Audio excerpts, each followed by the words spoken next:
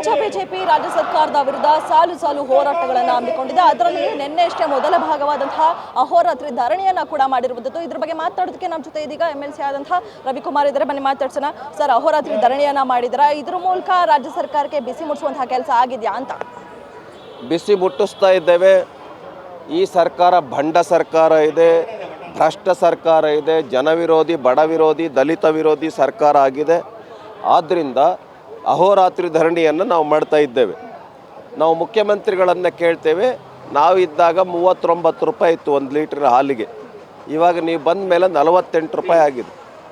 Diesel ಬೆಲೆ ನಾವಿದ್ದಾಗ ಎಷ್ಟಿತ್ತು, petrol ಬೆಲೆ ನಾವಿದ್ದಾಗ ಎಷ್ಟಿತ್ತು, ಸ್ಟ್ಯಾಂಪ್ ದುಡ್ಡಿ ನಾವಿದ್ದಾಗ 20 ರೂಪಾಯಿ ಇತ್ತು ಒಂದು ಸ್ಟ್ಯಾಂಪಿನ ಬೆಲೆ. ಇವತ್ತು ಅದನ್ನು 100 ರೂಪಾಯಿ ಮಾಡಿದ್ದೀರ. 500 ರೂಪಾಯಿ ಇರುವಂಥ ಬಾಂಡ್ ಇವತ್ತು 1000 ರೂಪಾಯಿ ಆಗಿದೆ. ಎಲ್ಲ ಡಬಲ್ ಆಗಿದೆ. ಆದ್ದರಿಂದ ನಾವು ಬೆಲೆ ಏರಿಕೆಯನ್ನು ಕೂಡಲೇ ವಾಪಸ್ ತೆಗೆದುಕೊಳ್ಬೇಕು. ನಾವಿದ್ದಾಗ ಏನಿತ್ತು ಆ ರೇಟಿಗೆ ಮತ್ತೆ ವಾಪಸ್ ತೆಗೆದುಕೊಂಡು ಬನ್ನಿ. ಆದ್ದರಿಂದ ನಾವು ಹೋರಾಟವನ್ನು ತೀವ್ರಗೊಳಿಸ್ತೇವೆ. ಮುಖ್ಯಮಂತ್ರಿಗಳು ಮನೆಗೆ ಹೋಗ್ತೇವೆ, ಅಲ್ಲಿನೂ ಕೂಡ ಪ್ರತಿಭಟನೆಯನ್ನು ಮಾಡ್ತೇವೆ, ಧರಣಿಯನ್ನು ಮಾಡ್ತೇವೆ. ವಾಪಸ್ ತೆಗೆದುಕೊಳ್ಳೋವರೆಗೂ ಬಿಡೋದಿಲ್ಲ. ಸರ್, ಈ ನಿಮ್ಮ ಸಾಲು ಸಾಲು ಹೋರಾಟಗಳಿಂದ ಎಲ್ಲೋ ಒಂದು ಕಡೆ ರಾಜ್ಯ ಸರ್ಕಾರ ಈ ಒಂದು ಬೆಲೆ ಏರಿಕೆಯನ್ನು ಕಮ್ಮಿ ಮಾಡುವಂತಹ ನಿರೀಕ್ಷೆ ಏನಾದರೂ ಇದೆಯಾ? ಕಡಿಮೆ ಮಾಡುತ್ತಾ? ನಿಮ್ಮ ಹೋರಾಟಕ್ಕೆ ಸ್ಪಂದಿಸುತ್ತಾ? ನೋಡೋಣ. ಇದು ಭಂಡ ಸರ್ಕಾರ ಇದೆ. ನಾವು ಕಡಿಮೆ ಮಾಡ್ತಾರೆ ಅಂತ ಅಂದ್ಕೊಂಡಿದ್ದೇವೆ. ಒಂದು ವೇಳೆ ಕಡಿಮೆ ಮಾಡದೆ ಹೋದರೆ ರಾಜ್ಯಾದ್ಯಂತ ಹೋರಾಟವನ್ನು ತೀವ್ರಗೊಳಿಸ್ತೇವೆ, ಜನರ ಬಳಿ ಹೋಗ್ತೇವೆ. ಸರ್, ಅದೇ ರೀತಿಯಾಗಿ 7ನೇ ತಾರೀಕು ಮೈಸೂರಿನಲ್ಲಿ ಜನಾಕ್ರೋಶವನ್ನು ಕೂಡ ಹಮ್ಮಿಕೊಂಡಿದ್ದಾರೆ. ಅದ್ರ ಬಗ್ಗೆ ಏನು ಹೇಳ್ತೀರಾ ಸರ್? ಜನಾಕ್ರೋಶ ಯಾತ್ರೆ 7ನೇ ತಾರೀಕಿಂದ ನಾವು ಪ್ರಾರಂಭ ಮಾಡ್ತೇವೆ. ಈ ಜನಾಕ್ರೋಶ ಯಾತ್ರೆ ಅಂದರೆ ಜನ ತುಂಬ ಆಕ್ರೋಶಿತರಾಗಿದ್ದಾರೆ ಈ ಸರ್ಕಾರದ ವಿರುದ್ಧ. ಬೆಲೆ ಏರಿಕೆ ಹೆಚ್ಚಳ ಮಾಡಿದೆ, ರೈತರಿಗೆ ಪಂಪ್ ಸೆಟ್ಗಳಿಗೆ, ಬೋರ್ವೆಲ್ಗಳಿಗೆ ಹಾಕುವಂಥ ಟ್ರಾನ್ಸ್ಫಾರ್ಮರ್ಗಳ 3 ಲಕ್ಷ ರೂಪಾಯಿಗೆ ಹೆಚ್ಚು ಮಾಡಿದ್ದಾರೆ, 30 ಸಾವಿರ ರೂಪಾಯಿಯಿಂದ. ಈ ಥರ ಅನೇಕ ಬೇಡಿಕೆಗಳನ್ನು ಇಟ್ಕೊಂಡು ನಾವು ಹೋರಾಟವನ್ನು ಮಾಡ್ತೇವೆ. ಮುಸಲ್ಮಾನ್ ಸಿವಿಲ್ ಕಾಂಟ್ರಾಕ್ಟರ್ಸ್ಗೆ 4% ರಿಸರ್ವೇಷನ್ ಕೊಟ್ಟಿದ್ದಾರೆ. ಇದ್ರ ವಿರುದ್ಧವೂ ಕೂಡ ನಮ್ಮದು ಹೋರಾಟ ಇದೆ. ಆಮೇಲೆ SC STಗಳ ಹಣ ಸುಮಾರು 39,000 ಕೋಟಿ. ಸಿದ್ದರಾಮಯ್ಯ 2ನೇ ಬಾರಿಗೆ ಮುಖ್ಯಮಂತ್ರಿ ಆದಮೇಲೆ SC STಗಳಿಗೆ ಮೀಸಲಾಗಿಟ್ಟಿರ್ತಕ್ಕಂಥ ಹಣದಲ್ಲಿ 39,000 ಕೋಟಿ ಹಣವನ್ನು ತೆಗೆದುಕೊಂಡು ಗ್ಯಾರಂಟಿಗಳಿಗೆ ಖರ್ಚು ಮಾಡಿದ್ದಾರೆ. ಈ ಎಲ್ಲ ವಿಷಯಗಳನ್ನು ಇಟ್ಕೊಂಡು ರಾಜ್ಯಾದ್ಯಂತ ಎಲ್ಲ ಜಿಲ್ಲೆಗಳಿಗೆ ಹೋಗ್ತೇವೆ. ಎಲ್ಲ ನಾಯಕರು ಈ ಹೋರಾಟದಲ್ಲಿ ಬರ್ತಾರೆ. ಆಮೇಲೆ ಎಲ್ಲ ನಮ್ಮ ಕಾರ್ಯಕರ್ತರು, ಸಾರ್ವಜನಿಕರು ಸಾವಿರಾರು ಸಂಖ್ಯೆಯಲ್ಲಿ ಪ್ರತಿ ಜಿಲ್ಲೆಯಲ್ಲೂ ಭಾಗವಹಿಸ್ತಾರೆ. ಈ ಸರ್ಕಾರದ ಮೂಗು ಹಿಡಿದು ನಾವು ಕೇಳ್ತೇವೆ, ಕೂಡಲೇ ಈ ಒಂದು SC STಗಳ ಗ್ಯಾರಂಟಿ ಏನು ಖರ್ಚು ಮಾಡ್ತಾ ಇದ್ರಿ ಹಣವನ್ನು ವಾಪಸ್ ಕೊಡಬೇಕು. ಮತ್ತು 4% ರಿಸರ್ವೇಷನ್ ಏನು ಕೊಟ್ಟಿದ್ದೀರಿ ಮುಸಲ್ಮಾನರಿಗೆ, ಇದು ದೇಶದ್ರೋಹಿ, ಸಂವಿಧಾನ ದ್ರೋಹಿಯಾಗಿದೆ.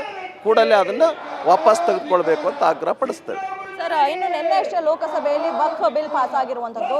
ಆದರೆ ಇಲ್ಲಿ ಮೈತ್ರಿ ಸರ್ಕಾರ, ಬಿಜೆಪಿ ಆಗಿರ್ಬೋದು, JDS ಆಗಿರ್ಬೋದು, ಸಾಕಷ್ಟು ವಿರೋಧವನ್ನು ಕೂಡ ವ್ಯಕ್ತಪಡಿಸಿದ್ರು. ಇದ್ರ ಮಧ್ಯೆ ಈಗ ಬಿಲ್ ಪಾಸ್ ಆಗಿದೆ. ನಿನ್ನೆ ಲೋಕಸಭೆಯಲ್ಲಿ ರಾತ್ರಿ ನಾವು 2.5 ಗಂಟೆನಲ್ಲೂ ನೋಡ್ತಾ ಇದ್ವಿ. ಆಗ್ತಾನೆ ಬಿಲ್ ಪಾಸ್ ಆಯಿತು. ಬಿಲ್ನ ಇದು ಅಮೆಂಡ್ ಆಗಬೇಕು. ಇದರಲ್ಲಿ ಮುಸಲ್ಮಾನರಷ್ಟೇ ಅಲ್ಲ, ಈ ಒಂದು ವಕ್ಫ್ ಬೋರ್ಡಲ್ಲಿರೋದು, ಅದರೊಳಗಡೆ MPಗಳಿರಬೇಕು, MLAಗಳಿರಬೇಕು, ಎಲೆಕ್ಟೆಡ್ ರೆಪ್ರೆಸೆಂಟೇಟಿವ್ಸ್ ಇರಬೇಕು, ಬೇರೆ ಬೇರೆ ಅಧಿಕಾರಿಗಳು ಇರಬೇಕು ಅಂತ ಏನೋ ಒಂದು ತಿದ್ದುಪಡಿಯನ್ನು ತಂದುಕೊಂಡ್ಬಂದಿದ್ದಾರೆ.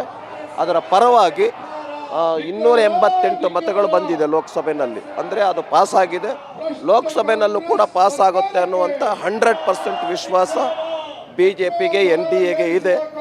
ಈ ಮೂಲಕ ಇಲ್ಲಿಗಲಿ ಅಕ್ರಮವಾಗಿ ಏನು ಆಸ್ತಿಗಳನ್ನು ಕಬ್ಜಾ ಮಾಡ್ತಾ ಇದ್ರು, ಅದನ್ನು ಕೋರ್ಟ್ಗೆ ಹೋಗಂಗಿರಲಿಲ್ಲ, ಸುಪ್ರೀಂ ಕೋರ್ಟ್, ಹೈಕೋರ್ಟ್ಗೆ ಹೋಗಂಗಿರಲಿಲ್ಲ. ಈಗ ಪ್ರಶ್ನೆ ಮಾಡ್ಬೋದು, ಸುಪ್ರೀಂ ಕೋರ್ಟ್ಗೆ, ಹೈಕೋರ್ಟ್ಗೆ ಹೋಗ್ಬೋದು.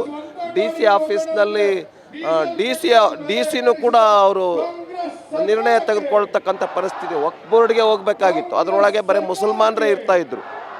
ಹಾಗಾಗಿ ಈಗ ಆ ಥರದ ಪರಿಸ್ಥಿತಿ ಇರೋದಿಲ್ಲ ಈ ಬಿಲ್ ಪಾಸ್ ಆದಮೇಲೆ.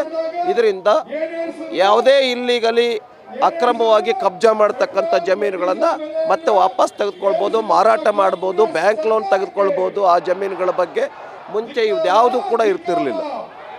ಆದ್ದರಿಂದ ಈ ಬಿಲ್ಲನ್ನು ನಾವು ಸ್ವಾಗತ ಮಾಡ್ತೇವೆ. ಇದೊಂದು 370ನೇ ವಿಧಿಯನ್ನು ಏನು ರದ್ದು ಮಾಡ್ತು, ಅದೇ ಥರದ್ದು ಇದೊಂದು ಭಾಳ ಇಂಪಾರ್ಟೆಂಟ್, ಭಾಳ ಮಹತ್ವಪೂರ್ಣವಾಗಿರ್ತಕ್ಕಂಥ ಬಿಲ್. ಏನು ನರೇಂದ್ರ ಮೋದಿಜಿ, ಅಮಿತ್ ಶಾ ಅವರು ತೆಗೆದುಕೊಂಡು ಬಂದಿದ್ದಾರೆ, ಅವರಿಗೆ ನಾನು ಅಭಿನಂದನೆಯನ್ನು ಸಲ್ಲಿಸ್ತೇನೆ. ಇದಿಷ್ಟು ವಿಧಾನ ಪರಿಷತ್ ಸದಸ್ಯರಾದಂತಹ ರವಿಕುಮಾರ್ ಅವರ ಮಾತು. ಕ್ಯಾಮರಾ ಪರ್ಸನ್ ವಿನಯ್ ಜೊತೆ ಕವನ ಶಿವಣ್ಣ, ಗ್ಯಾರಂಟಿ ನ್ಯೂಸ್, ಬೆಂಗಳೂರು.